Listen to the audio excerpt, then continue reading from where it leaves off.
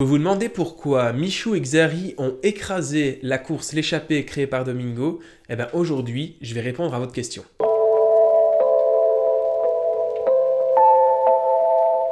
Bienvenue à tous, je suis Alexandre Marlier, un coureur cycliste amateur en Belgique et ça fait maintenant quelques années que je partage avec vous mes vidéos de course, mes vidéos d'entraînement et puis quelques analyses de sportifs. On avait déjà fait l'analyse de Domingo il n'y a pas longtemps. Aujourd'hui, on va faire l'analyse de la course créée par Domingo et on va essayer de comprendre pourquoi Michou a survolé la course et puis pourquoi tout simplement Xari a également survolé la course. Allez, c'est parti. Si tu veux me soutenir dans mon travail, c'est totalement gratuit. Tu peux tout simplement t'abonner à cette chaîne et me laisser un commentaire et puis partager cette vidéo si elle t'a plu. C'est important parce que c'est beaucoup de travail et j'ai vu dans mes statistiques que plus ou moins 60% d'entre vous ne sont pas abonnés à la chaîne. Donc si vous voulez me faire plaisir, n'oubliez pas d'appuyer sur le petit bouton rouge, c'est totalement gratuit. L'échappée, c'est une course virtuelle entre des gros streamers et youtubeurs. Ça a été créé par Domingo et en fait ça ressemble un petit peu à la grande virée que j'organise, sauf qu'on n'a pas vraiment des sportifs dans la course de Domingo.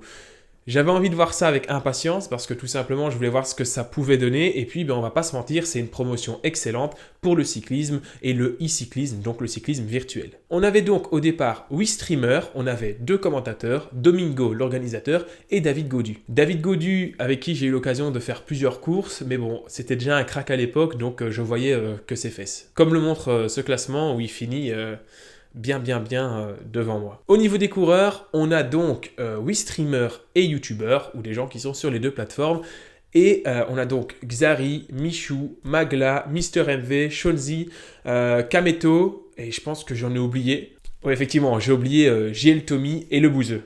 Du beau petit monde, mais du coup, on a des coureurs qui ne sont pas spécialistes du tout du sport ni du vélo. Alors, un petit peu dans le feu de l'action, je me crée un compte Twitter. J'avais pas Twitter, d'ailleurs, vous pouvez aller me suivre maintenant sur Twitter. Et je commence à taguer un petit peu tout le monde en disant « Ouais, les gars, moi, Zwift, je connais par cœur, j'organise une course, je connais toutes les astuces de Zwift. » Et donc, vu que je dis que je connais toutes les astuces de Zwift, il y en a un petit malin qui va venir me contacter en me disant « Ouais, c'est quoi les astuces ?» Et le petit malin, c'est Xari.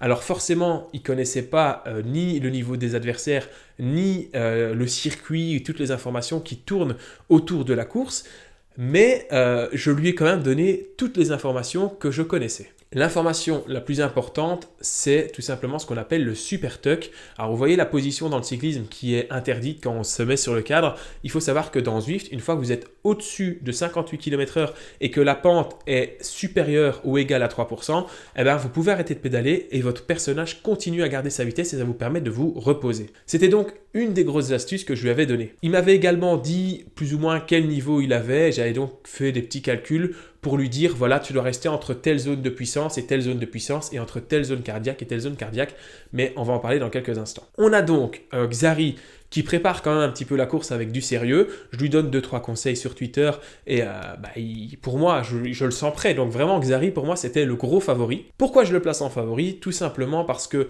Michou, j'ai l'impression que sa fougue de jeune va le faire partir trop vite et qu'à un moment, il va s'écrouler. Il y a quelqu'un d'autre qui me fait peur, c'est Magla, parce qu'elle est très légère et je me dis que si le circuit est en côte, ça va faire des dégâts. Elle va faire des dégâts.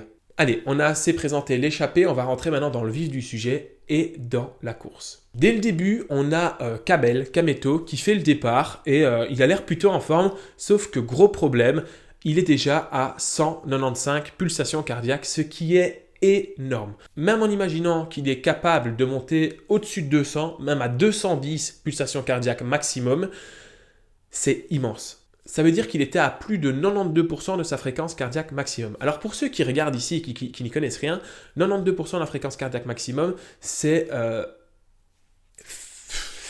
j'ai même pas les mots. C'est exceptionnel, c'est incroyable. C'est un rythme qu'on peut tenir pendant 30 secondes, 2 minutes, grand maximum pour Kameto, il peut tenir ça à 30 secondes, 2 minutes. Sauf que la course, il y en a pour plus d'une heure. Surtout qu'il est sur une zone plate et qu'on connaît le circuit à ce moment-là, vu qu'on l'a vu, et que sur ce circuit, c'est figure 8, il y a 2 côtes, et 2 côtes qui ne sont pas faciles. Alors Kameto et tous les coureurs qui étaient là, vu qu'ils font un effort qui va durer entre 1h et 1h20, c'est ce que je me suis dit au départ de la course en voyant le circuit, ils doivent se retrouver dans une zone d'endurance. Surtout qu'ils n'ont pas du tout l'habitude de faire du vélo, ils sont ni habitués au vélo, ni habitués à faire un effort d'endurance aussi long. Donc le but, c'est de rester en zone 1 et en zone 2. La zone 1, c'est de la zone de récupération et la zone 2, c'est une zone d'endurance active. Pour Kameto, Du coup, ça veut dire qu'il aurait dû être en dessous de 155 pulsations cardiaques. Bon, vous vous rendez bien compte qu'à 195 pulsations cardiaques, il était beaucoup trop haut.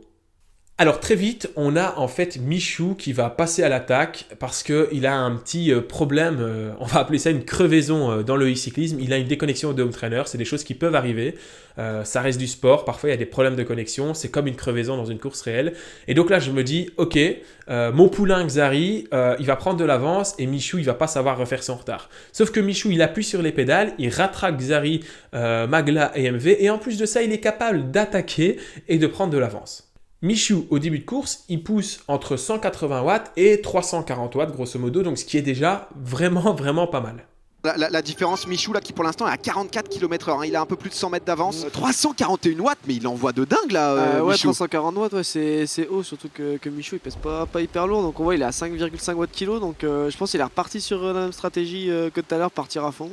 Pour Michou, d'après mes calculs, ça lui fait plus ou moins une zone cardiaque 4, donc qui est un effort soutenu, mais que les meilleurs peuvent tenir pendant un peu plus d'une heure et les moins bons peuvent tenir pendant 20 minutes.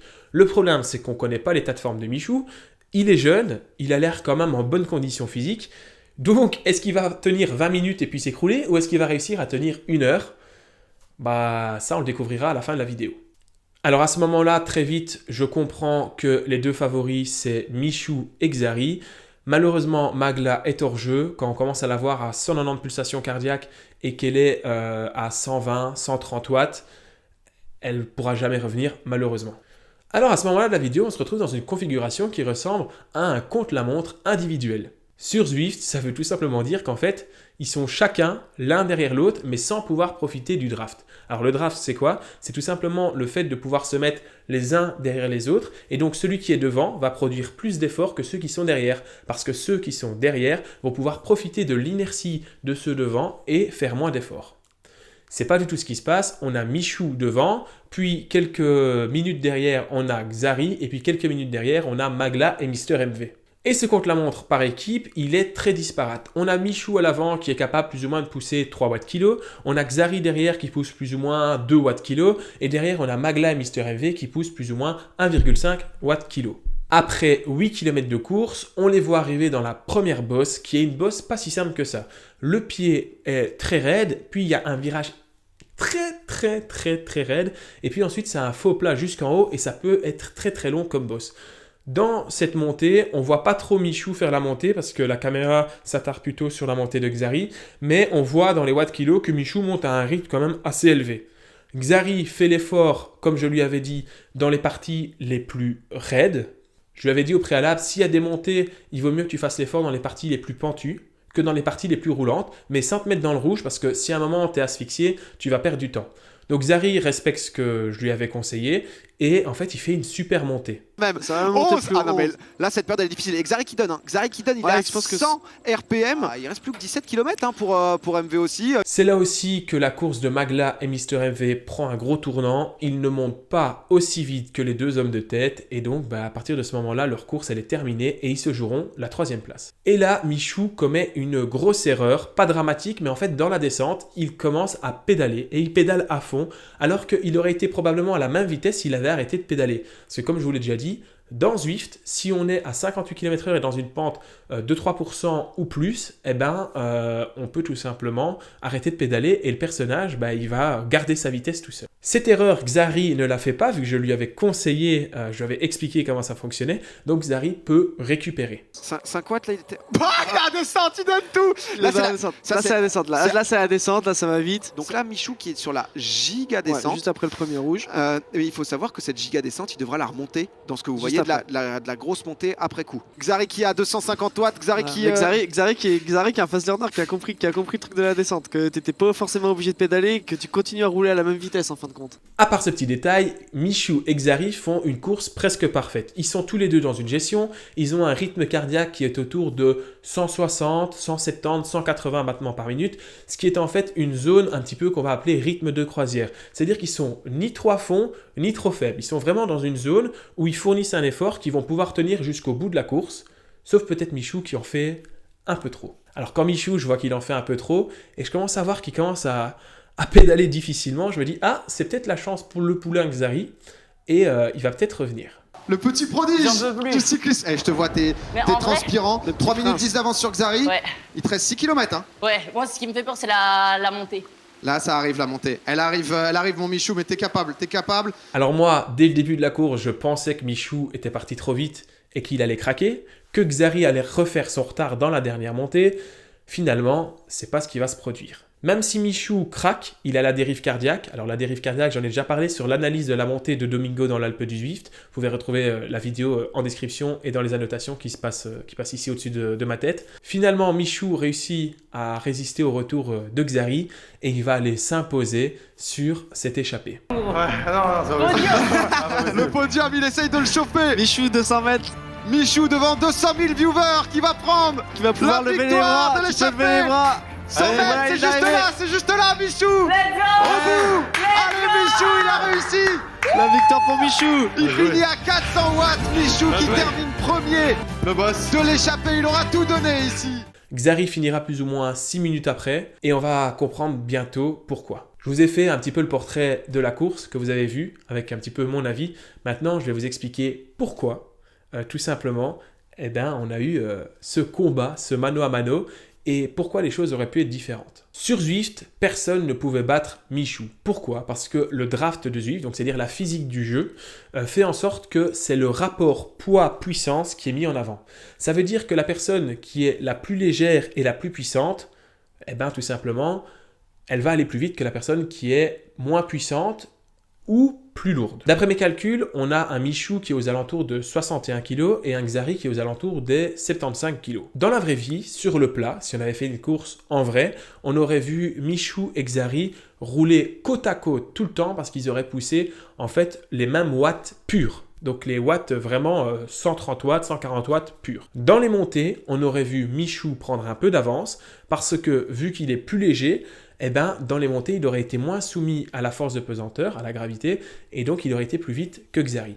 C'est un petit peu ce qui s'est passé pendant cette course, sauf que sur Zwift, le calcul est fait beaucoup plus sur les watts par kilo. Ça veut dire que quoi qu'il arrive, même sur le plat, si Michou poussait moins de watts purs que Xari, il allait quand même aller plus vite que lui. Si on avait fait cette course en vrai ou si on avait fait cette course sur une autre plateforme comme RGT par exemple, on aurait probablement vu Xari sur le plat aller plus vite que Michou et Michou aller plus vite que Xari en montée, mais vu qu'il n'y avait pas énormément de montée, en fait on aurait probablement eu une arrivée au sprint. À un moment, Xari prend vraiment un gros écart, il était plus ou moins à 2 minutes, 3 minutes de Michou, et puis à un moment, il a pris 6 minutes. Alors pourquoi? Tout simplement parce que quand il a vu qu'il n'y avait plus rien à jouer, il n'avait plus personne derrière lui, vu qu'ils avaient 10 minutes de retard derrière, et il n'avait plus personne devant lui, vu qu'il savait qu'il ne retrouverait pas Michou, il a juste lâché son effort, et en lâchant son effort, il n'a pas pu tout simplement réduire l'écart entre lui et Michou. En résumé, on a donc une victoire de Michou qui a pas démérité, il a fait une super course, mais qui a quand même été aidé de 1 par la plateforme et le système de jeu, qui favorise le genre de gabarit qu'a Michou. Et puis deuxièmement, il a tellement écrasé la course au début qu'il a mis un gros coup au moral de Xari et il n'a pas su revenir. Il y a un autre élément aussi à prendre en compte, c'est que pour ceux qui ont regardé le live en direct ou qui ont vu toute la course, il y a eu un petit problème technique, ça arrive dans le cyclisme virtuel, et donc ils ont dû relancer la course. Et pour pas que les cyclistes doivent recommencer du début à la fin, ils ont raccourci le circuit.